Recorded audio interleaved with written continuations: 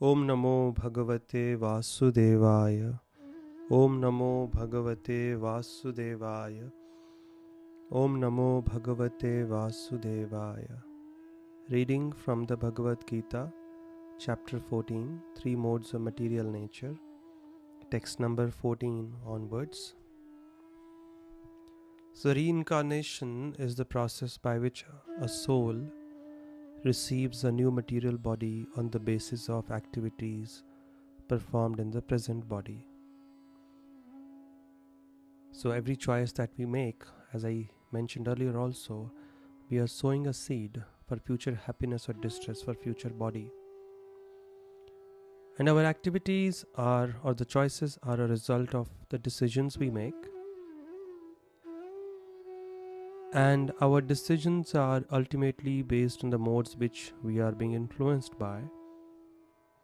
Thus, Krishna predicts the future destination of an individual based on the predominant mode in their life. In short, those situated in goodness go upward to the higher planets, those in passion live on the earthly planets, and those in ignorance go down to the hellish planets in different species of life. So let us get into the verses. Text number 14. I just gave a brief summary of this part of the chapter 14 through 18. So text number 14.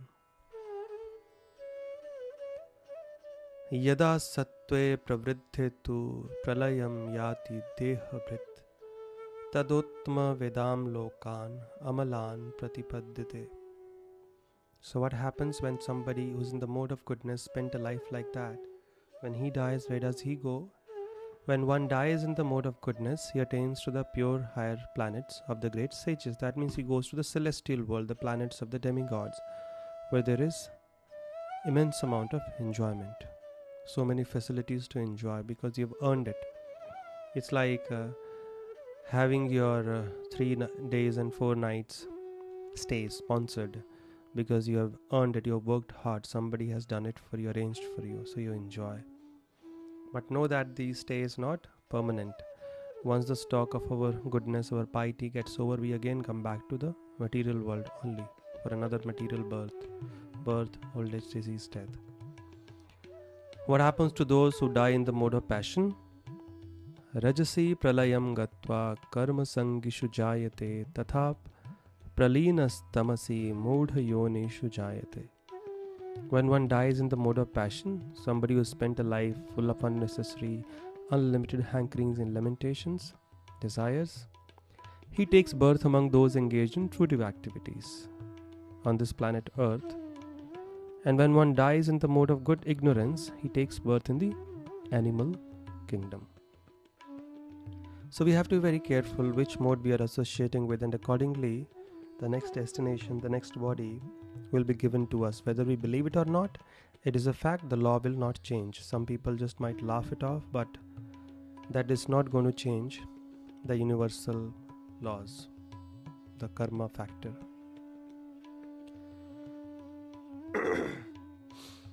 Text 16. Karmanaha sukritasyahu satvikam nirmalam phalam rajasastu phalam dukkham ajnanam tamasaha phalam.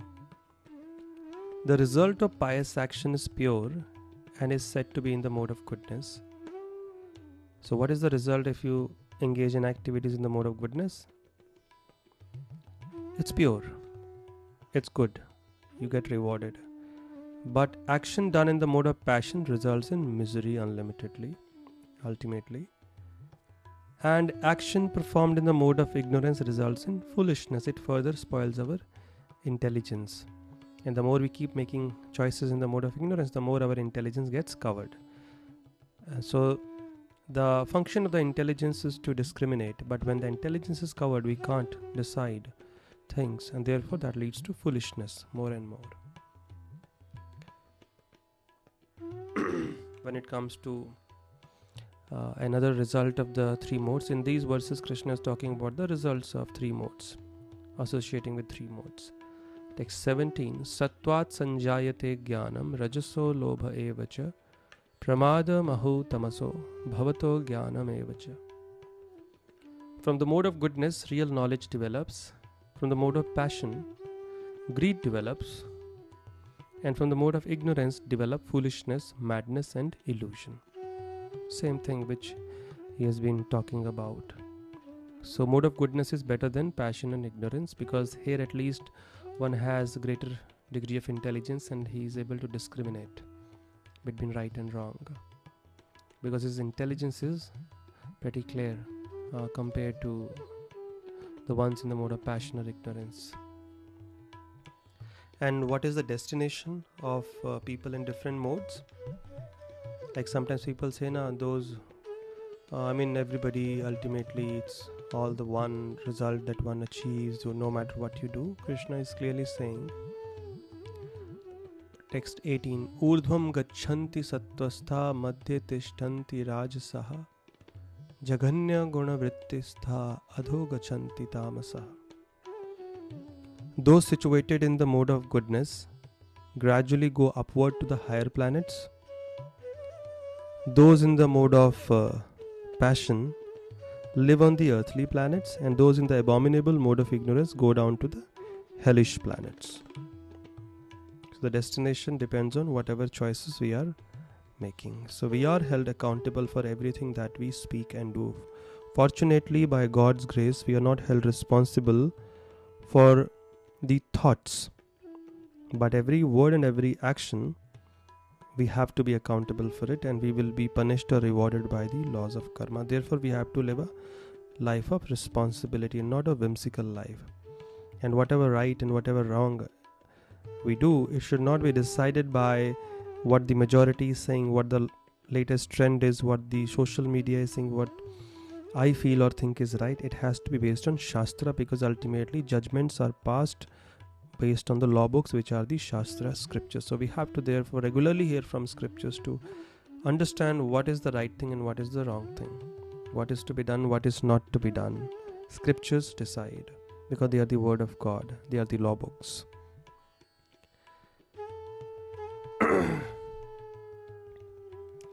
And when does one rise up, or when does one achieve the abode of Krishna? Because that is beyond the material world.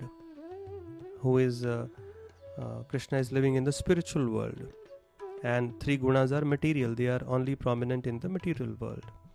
So in text 19 onwards, Krishna is going to talk about the process to rise above these three modes, and how it is important to rise above three modes. Even though mode of goodness is better, but still it is not the ultimate. It still keeps the living entity bound within the material world. At max, the soul might go to the heavenly planets, but then again falls down as soon as the pious credits get over. Nanyam gunebhyah karataram yada drashtanupashyati gunebhyascha param veti madbhavam swadigachyati. When one properly sees that in all activities no other performer is at work, then these modes of nature, and he knows the Supreme Lord who is transcendental to all these modes, he attains my spiritual nature. So when somebody understands that he is being just made a puppet by these three gunas, and they are just making everybody run around, and that person also knows the Supreme Lord who is Nirguna, who is beyond the three gunas, such a person easily achieves the supreme spiritual abode. He goes to Krishna, he goes to the spiritual world, because he has thoroughly understood the bondage of the three gunas, and he also knows the Supreme Lord, with the help of whom he can rise above them. So that is the reason Krishna is sometimes addressed as Nirguna. Nirguna doesn't mean he has no gunas, but he's beyond these three gunas. He's not bound by these three gunas. Most of the living entities are. And how can a person understand that the three gunas are at work? Only when he's free from that, only when he's an absorber. Because a person who is bound by the three gunas, he doesn't even see an issue in his actions. He thinks and believes whatever he feels and thinks is right. So a person who can understand Krishna and who understands the nature of these three modes can reach the supreme abode, supreme destination, that is Krishna's spiritual world. Gunanetan atityatrin dehi deha samudbhavan janma mrityu jara dukkher vimuktva amritam ashnute. Text 20. When the embodied being is able to transcend these three modes associated with the material body, he can become free from birth, death, old age and their distresses, and can enjoy nectar even in this life. So one has to rise above the three gunas, not after we leave this world, but even while we are living in this world, if we want to live a happy life. At the moment, we are bound captive prisoners of the three modes, and we are being influenced by them, and depending on that, we think, speak and act in this world, and therefore we need to be guided by a higher intelligence, that is the intelligence coming from Guru and Krishna on the basis of scriptures. Because if everybody thinks that whatever they think and feel is right, then there are 7.5 billion people and everybody is bound by three modes, so everybody will keep acting according to their opinion, their level of intelligence. So who is right? Everyone is wrong, because everybody is bound, influenced by the three gunas, and based on that they are making choices. But then therefore they need to be guided. No, this is right, this is wrong, do this, don't do this. That's why the shelter of a guru is very, very important. Otherwise we go on living our life whimsically, according to our whims and fancies. So, but our right and wrong will be based on whatever little intelligence we have, based on our past karma. So therefore we need that guidance coming from a higher platform. Therefore Guru is a must. Therefore in the second chapter itself, at the beginning of the Gita, Krishna emphasizes this importance through Arjuna, who is illusioned. Initially he was thinking he was right, but then he realizes his confusion, his distress is not going away. Only when he surrenders to Krishna and accepts him as his Guru does his illusion begin to disappear. So thus Krishna teaching us that valuable lesson, that the first and foremost thing that a human being must do is to take shelter of a bona fide representative of God, bona fide Guru, not a pseudo Guru, but a bona fide Guru. And we have already discussed in the second chapter who is a real Guru. So such a person who becomes free from three modes can become liberated and can enjoy nectar, happiness even in this lifetime. So now after Krishna says such a person becomes happy even in this world, so now Arjuna has a valid question. Text 21, Arjuna uvacha kairlinge strin gunanetan atito bhavati prabho kimacharah katham chaitams trin gunan ativartate. O my dear Lord, by which symptoms is one known who is transcendental to these three modes? What is his behavior and how does he transcend the modes of nature? So three questions. Now Krishna says such a person who has become free from three gunas lives happily in this world, and after this world, when he leaves this world, he goes to the supreme destination. He comes to me, spiritual abode. He doesn't stay stuck in the material world. So Arjuna wants to know, what are the symptoms of such a person? So Arjuna being a devotee is very eager to associate with such elevated souls, so that he wants to know the symptoms. What is his behavior? And how is he able to transcend? How to transcend these three modes? Yes, you said by rising up the three gunas, becoming free from the bondage of three gunas, one can become happy even while living in this world. So how does that happen? So Krishna replies, text number 22 through 25, all chanted together. Shri Bhagavanu Vacha Prakasham cha pravrittim cha mohameva cha pandava na dveshti sampravrittani na nivrittani kangshuti udasina vada asino guneryo na vichalayate gunavartanta iti evam yo avatishtanti nengate sama dukkha sukha swastha sama loshtashma kanchanaha tulya priya priyo dhiras tulya nindatma samstutihi manapamanayost tulyas tulyo mitrari pakshayoh sarvarambha parityagi gunatitah sa uchyate. The Supreme Personality of Godhead said, these are the symptoms of a person who has transcended the three gunas. O son of Pandu, He who does not hate illumination, attachment and delusion when they are present or long for them when they disappear, who is unwavering and undisturbed through all these reactions of the material qualities, remaining neutral and transcendental, knowing that the modes alone are active, who is situated in the self and regards alike happiness and distress, who looks upon a lump of earth, a stone, and a piece of gold with an equal eye, who is equal toward the desirable and the undesirable, who is steady, situated equally well in praise and blame, honor and dishonor, who treats alike both friend and enemy, and who has renounced all material activities. Such a person is said to have transcended the modes of nature. These are the qualities. He is equiposed in all kinds of situations: name, fame, honor, dishonor, praise, criticism, profit, loss, happiness, distress. He's not affected by achieving something special. He's not depressed when he loses something, because he knows all these are different reactions of the three gunas, and he's not disturbed when others try to disturb him, because he knows they are also bechara are controlled by three gunas. They have no control over themselves, and therefore whatever they think and do, they feel is right.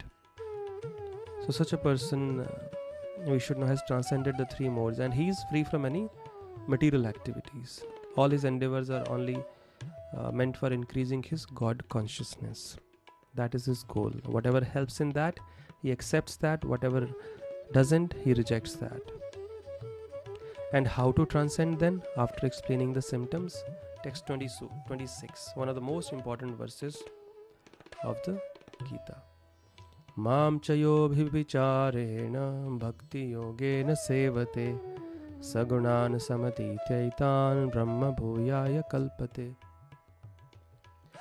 One who engages in full devotional service, unfailing in all circumstances, at once transcends the modes of material nature and thus comes to that level of Brahman, the platform of purity. So I have explained three gunas can be understood as one's nature, conditioning, to make it simple, personality. So in our life we see different people. In our own family we can find people with different personalities, different types of nature.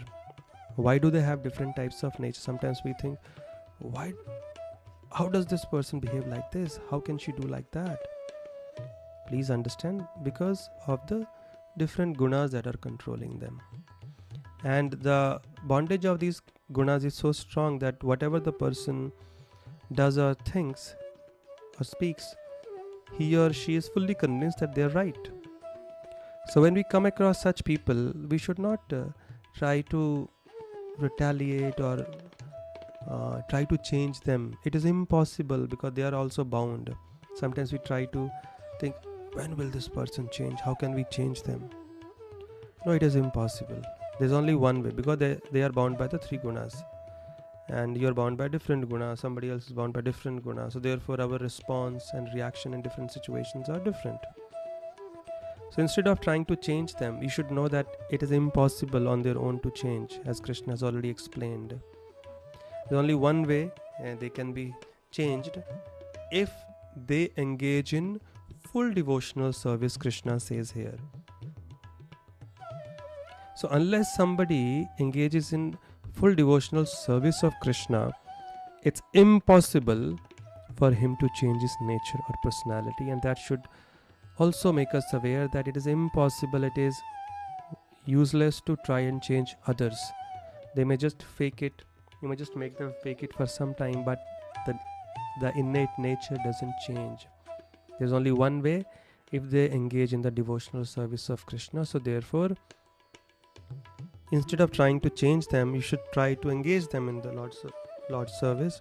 If that is not possible, we can pray from a distance to Krishna to shower His supreme grace upon these people, and only when that grace falls upon them can they really change. Only by Krishna's grace a person's nature, personality, conditionings, modes can change. Otherwise, impossible. It is literally impossible, because these three gunas are controlled by Durga Devi, Maya Shakti, and Maya is subservient to Krishna. He can order Maya Devi to withdraw her gunas. Otherwise impossible. So pray for them if you want some people to change, and pray for our own selves also if you want to change. Otherwise, we'll go on living the way we want. So therefore, we should voluntarily surrender ourselves to Guru and be guided by him. Otherwise, if we keep living life the way we want, we'll end up in misery. Because our choices will depend on whatever little intelligence we have, and those choices will depend on the particular gunas that we are conditioned by. And these three gunas are binding and material. So we need the guidance of a guru, guidance coming from scriptures, and Krishna's grace. So such a person comes to the level of Brahman, which is a spiritual platform. And Krishna ends this chapter by saying, Brahmano hi pratisthaham amritasya vyayasya cha shashvatasya cha dharmasya sukhasya ekantikasya cha. And I am the basis of the impersonal Brahman. Now Brahman refers to spiritual platform of purity, free from material contamination. Brahman also refers to Krishna. Brahman also refers to, sometimes in this world, Brahman refers to the formless aspect of God. And here Krishna again clarifies, people should not confuse with Brahman. Even if they think of that Brahman formless aspect, blue light, Krishna says, and I am the basis of the impersonal Brahman, which is immortal, imperishable, and central, eternal, and is the constitutional position of ultimate happiness. So know that Brahman aspect which you all think of is not superior to me, as many people think. Oh, formlessness is the ultimately, and form is something that you imagine to come to formlessness, and then you kick out the form and then you merge into formlessness. No, Krishna says, I am the basis of impersonal Brahman. That impersonal Brahman also comes from me only. In the Brahma Samhita, Lord Brahma explains that this Brahma Jyoti, or the blue light, is nothing but effulgence emanating from Krishna's body, and therefore it is also blue in color. So this is all about the three modes, but this is just the beginning. The later chapters also in this section of the Gita are only talking about this, because it is very, very important. And now Krishna will just give you more details about different aspects of life, how they are affected by three gunas. Because unless we know what are the objects, places, things in the three gunas, how will we know which one to associate with? And then how can we decide our future birth, future destination, future happiness or distress? And how can we avoid getting conditioned by the wrong things? So we'll continue discussion on that. Thank you so much. Hare Krishna.